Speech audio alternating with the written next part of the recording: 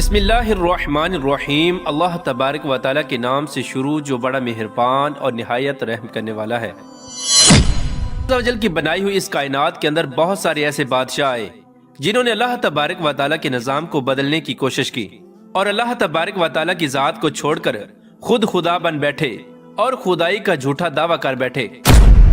خدائی کا جھوٹا دعویٰ کرنے والے بادشاہوں میں سے ایک بادشاہ ایسا بھی تھا کہ جس کو اللہ تبارک و تعالیٰ نے پوری روئے زمین کی بادشاہت عطا فرمائی تھی۔ اس کے باوجود اس بادشاہ نے نہ صرف خدائی کا جھوٹا دعویٰ کیا بلکہ یہ اس قدر سرکش اور نافرمان ہو گیا کہ اللہ تبارک و تعالیٰ کی ذات کو جنگ کے لیے للکارنے لگا اور معاذ اللہ تبارک و تعالیٰ کو جنگ کرنے کے لیے کہنے لگا۔ پیارے دوستو، آج کی اس ویڈیو میں ہم آپ کو بتائیں گے کہ اللہ تبارک و تعالیٰ کو جنگ کے لیے للکارنے والا بدبخت بادشاہ نمرود کون تھا، اور جب اس بدبخت بادشاہ نے اللہ تبارک و تعالیٰ کو جنگ کے لیے للکارا تو پھر اللہ تبارک و تعالیٰ نے کون سی حقیر مخلوق کے ذریعے اس کے ساتھ جنگ کی اور اس بدبخت بادشاہ کو ہلاک کر دیا اور پوری دنیا کے لیے عبرت کا نشان بنا دیا۔ پیارے دوستو، قرآن پاک کے اس عبرت ناک اور ایمان افروز واقعے کو سننے کے لیے آپ سے ہماری یہ گزارش ہے کہ ہماری اس ویڈیو کو اینڈ تک ضرور دیکھیے گا۔ پیارے دوستو، اس دنیا کی تاریخ میں 4 بادشاہ ایسے گزرے ہیں کہ جن کو اللہ تبارک و تعالیٰ نے پوری روئے زمین کی حکومت عطا فرمائی تھی۔ ان میں سے 2 بادشاہ مسلمان تھے اور 2 کافر۔ مسلمان بادشاہوں میں سے ایک کا نام حضرت ذوالقرنین علیہ السلام ہے اور دوسرے کا نام حضرت سلیمان علیہ السلام ہے کہ جن کو اللہ تبارک و تعالیٰ نے منصب نبوت پر فائز فرمایا تھا۔ اور کافر بادشاہوں میں سے ایک کا نام نمرود اور دوسرے کا نام بخت نصر تھا۔ پیارے دوستو، خدائی کا جھوٹا دعویٰ کرنے والا بادشاہ نمرود شہر بابل کا حاکم تھا۔ اس بادشاہ کا نام نمرود بن کنعان بن قوس بن سام بن نو تھا۔ پیارے دوستو، روایات میں آتا ہے کہ اللہ تبارک و تعالیٰ نے نمرود کو پوری روئے زمین پر حکومت عطا فرمائی تھی اور اس بادشاہ نے پوری روئے زمین پر 400 سال تک حکومت کی۔ یہ ایک جابر اور ظالم بادشاہ تھا اور اس کے دور کے اندر بت پرستی عام تھی۔ لوگ اللہ تبارک و تعالیٰ کی وحدانیت کو چھوڑ کر بتوں کی پوجا کیا کرتے اور نمرود کو اپنا خدا مانتے اور اس کی عبادت کیا کرتے۔ اس نمرودی دور کے اندر بت پرستی اس قدر عام تھی کہ تمام نمرودیوں نے اپنے خداؤں کے طور پر بہت سارے بت بنائے ہوئے تھے جن کی وہ لوگ پوجا کیا کرتے تھے۔ اس کے ساتھ ساتھ نمرود خود کو بھی خدا کہلواتا اور لوگوں کو اپنی پوجا کرنے کا حکم دیتا۔ اس قوم کی ہدایت کے لیے اللہ تبارک و تعالیٰ نے اپنے پیارے پیغمبر حضرت ابراہیم علیہ السلام کو مبعوث فرمایا۔ کفر و شرک اور بت پرستی کے اس دور کے اندر حضرت ابراہیم علیہ السلام وہ واحد شخص تھے جو اللہ تبارک و تعالیٰ کی وحدانیت پر ایمان رکھتے تھے اور بتوں کی بجائے اللہ تبارک و تعالیٰ کی عبادت کیا کرتے تھے۔ حضرت ابراہیم علیہ السلام نے جب اس قوم کو اللہ تبارک و تعالیٰ کی ذات کو چھوڑ کر بتوں کی پوجا کرتے ہوئے دیکھا تو حضرت ابراہیم علیہ السلام نے اس قوم کو ہدایت کی طرف بلایا اور بتوں کی پوجا کرنے کی بجائے اللہ تبارک و تعالیٰ کی عبادت کرنے کا حکم دیا۔ حضرت ابراہیم علیہ السلام نے اپنی قوم سے فرمایا کہ اللہ تبارک و تعالیٰ کی ذات ایک ہے اور ہمیں اسی کی عبادت کرنی چاہیے، لیکن یہ نمرودی قوم اپنے کفر و شرک سے باز نہ آئی اور اسی طرح بتوں کی پوجا کرتی رہی۔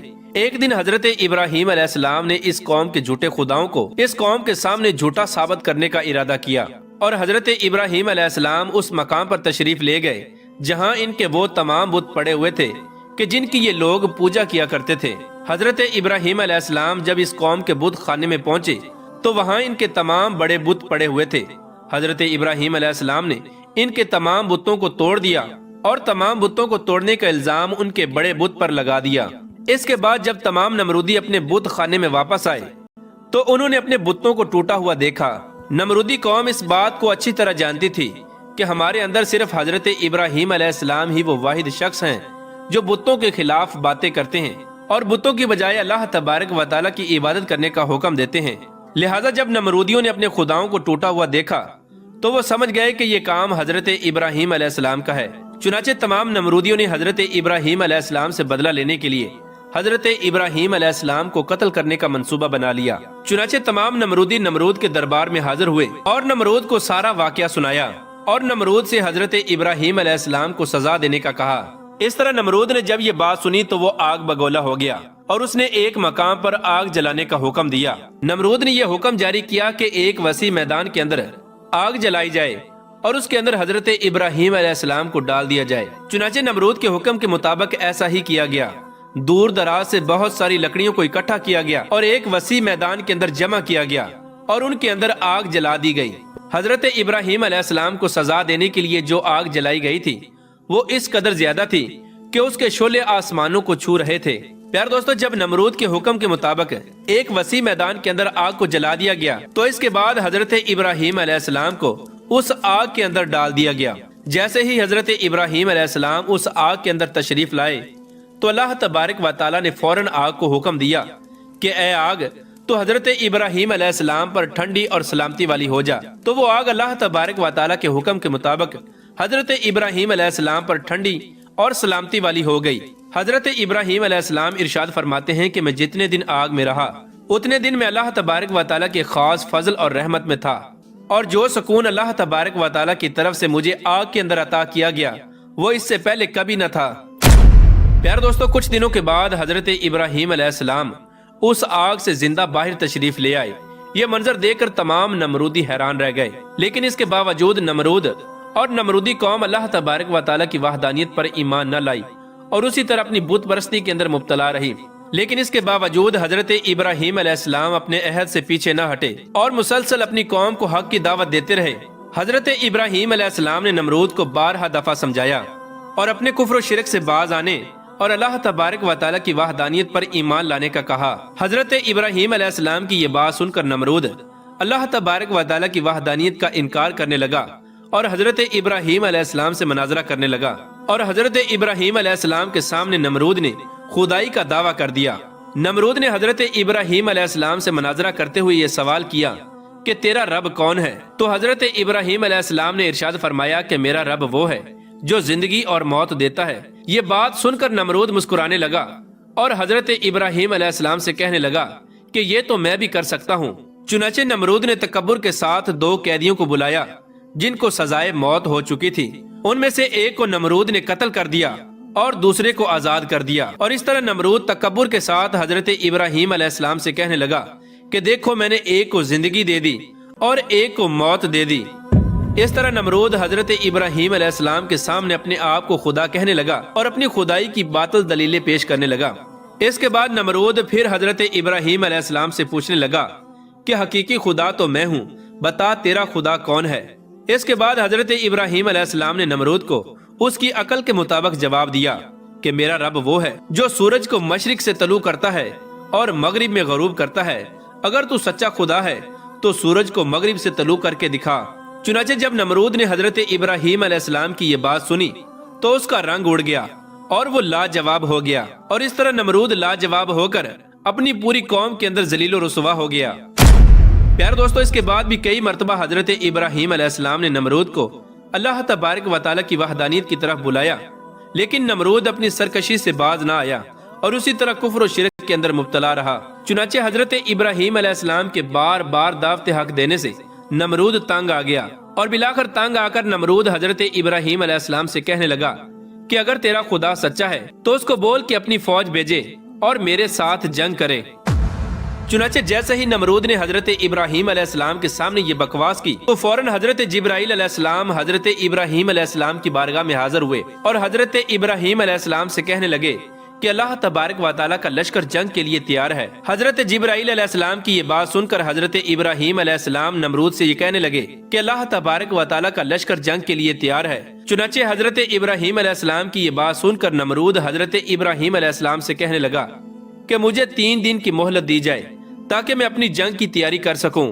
چنانچہ نمرود کو 3 دن کی مہلت دے دی گئی۔ پیارے دوستو، چونکہ نمرود کی حکومت پوری دنیا پر تھی، ان 3 دنوں کے دوران نمرود نے پوری دنیا کے بڑے بڑے جنگجوؤں کو اکٹھا کیا اور بہت سارے ہتھیاروں کو جنگ کے لیے تیار کیا۔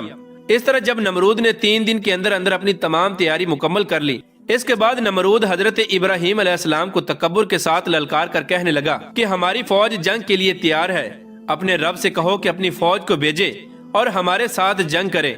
نمرود کی یہ بات سن کر حضرت ابراہیم علیہ السلام نے اللہ تبارک و تعالیٰ کی بارگاہ میں دعا کی تو اللہ تبارک و تعالیٰ نے مچھروں کی ایک فوج کو بھیجا۔ ان مچھروں کی تعداد اس قدر زیادہ تھی کہ وہ مچھر پورے آسمان پر پھیل گئے۔ اللہ تبارک و تعالیٰ نے ان مچھروں کو نمرودی فوج پر مسلط کر دیا۔ یہ مچھر اللہ تبارک و تعالیٰ کے حکم سے دیکھتے ہی دیکھتے نمرودی فوج کا گوشت کھا گئے اور ان کا خون پی گئے۔ اس وقت تمام نمرودی فوج کی ہڈیاں ہی ہڈیاں باقی رہ گئیں۔ چنانچہ اس دردناک منظر کو دیکھ کر نمرود اپنے محل کی طرف دوڑا اور اپنی بیوی کے کمرے کے اندر چھپ گیا۔